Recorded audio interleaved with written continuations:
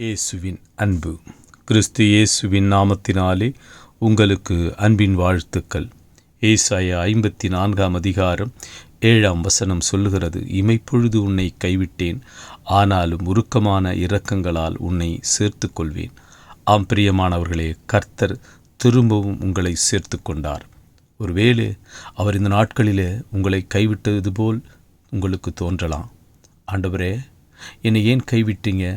நான் மிகவும் கடினமான நேரத்திலே கடந்து வந்திருக்கிறேனே, இந்த பிரச்சனையிலிருந்து என்னை விடுவிக்க மாட்டீரோ?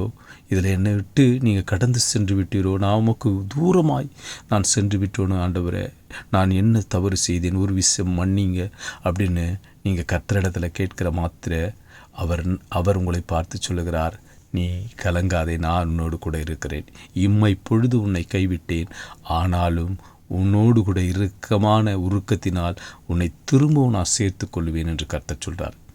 நீங்கள் கஷ்டப்பட்ட காலங்களில் ஒருவேளை நீங்கள் நினைத்திருக்கிறான், கர்த்தர் நம்மை கைவிட்டார், நம்ம தனியாக நடந்து தவிக்கிறோன்ட்டு.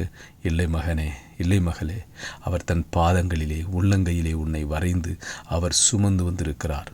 இதோ அவர் கையிலே ஆணிகள், அவர் கரங்களினால் அவர் இரத்தம் சிந்தி உன்னை பாவத்திலிருந்தும் உன் வேதனையிலிருந்தும் அவர் உன்னை மீட்டு கொண்டிருக்கிறார். எனவே அந்த தேவன் ஒரு நாளும் உன்னை கைவிடுகிறவர் அல்ல, உன்னை வெறுக்கிறவர் அல்ல. அவர் மகா இரக்கமுள்ளவர். உருக்கமான இரக்கத்தினால் அவர் உன்மேல் வைத்த அன்பின் நிமித்தமாக தன் ஜீவனை கொடுத்தவர். அவர் உன்னை ஒரு நாளும் கைவிட மாட்டார்.